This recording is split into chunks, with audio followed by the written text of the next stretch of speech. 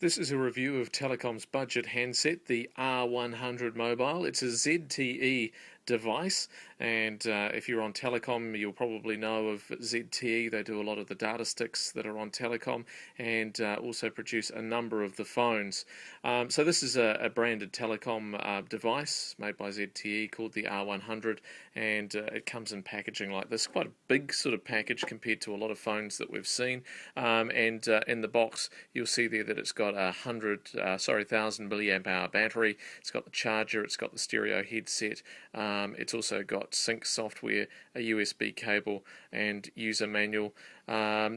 So it's pretty good in terms of what you get. The pricing on this one is around about the $100 mark. Sometimes it comes with SIM, sometimes without, and it can go as low as about $70 odd. So it really is a budget device. But what do you get for your $100, and how does it compare with a lot of other devices that are around? Well, it's certainly not a Nokia device. Nokia are known for providing budget devices that do a damn good job and people know how to use. This is a little bit more complex in the way that it works. Obviously got the key lock there. As you go into the device, the menu, well, you'll see that it's pretty basic and pretty budget, I've got to say, but it's functional. I've got to say that. One of the things that you'll notice in terms of the multimedia selection is it's got some of these great features like the camera and the media player and all the rest of it. That's fantastic, but you've got no way of adding additional storage. What's there in the device is all you've got, and it's not a lot, let me tell you that. If you go into some of the settings there, one of the things that I found it really difficult was to get it into silent mode here. I put it into silent at one particular point in time, and it didn't go silent at all. I actually had to turn the volume right down to make it go silent. So whether that's just that I'd adjusted some of the functionality inside of the profile, I'm not exactly sure. But you can do a factory reset if you do get a bit tongue-tied in there as well. It's got Bluetooth. Which is obviously great if you were wanting to attach it to a Bluetooth headset, or maybe your car radio's got Bluetooth. That's a good thing. It's got stopwatch, calendar, all the things that you really expect, but they are a bit budget on this phone, I've got to say. Your text messages are in there as well, and when you create a new text message in here, you automatically go on to a sort of T9 scenario, and if you push the button down here, you can go into caps and then into small letters to create your text message. So, I mean, it's relatively easy to use. I find the buttons are quite clicky. Some people like that. Some people like a definite click when they're clicking the buttons, and this phone certainly has that, but it does feel a bit plasticky and not very nice.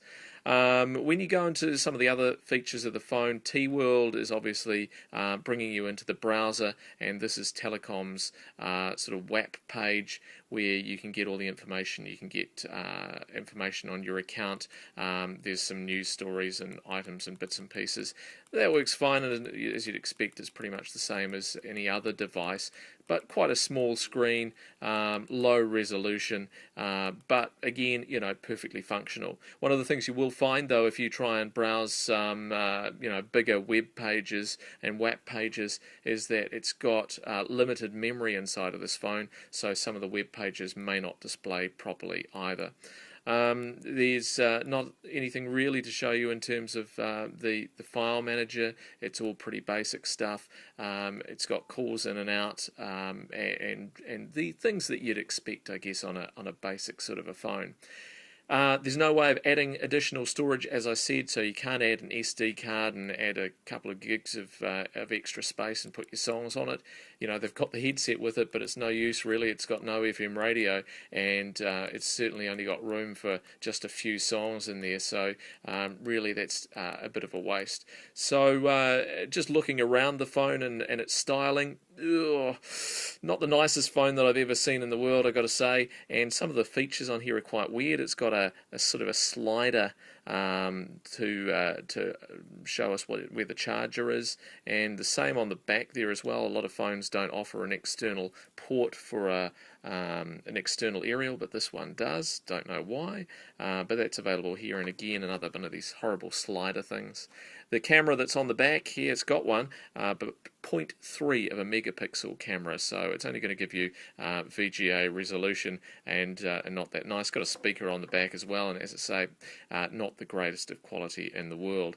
So really, the R100, it is a budget phone. I think you can probably find better devices out there for around about the same price, but certainly on Telecom, it's probably one of your only options at the $99 price point.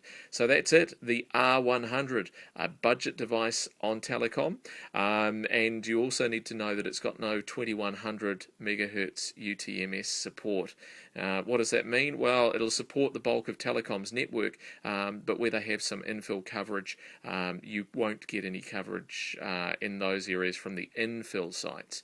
You'll get it from the main 850 sites. That's not usually a problem, but if you're at things like concerts where they're adding additional infill, you may find that you get a little bit less coverage on your phone than what some others at the same event may get. So there you go, the budget R100 device on Telecom.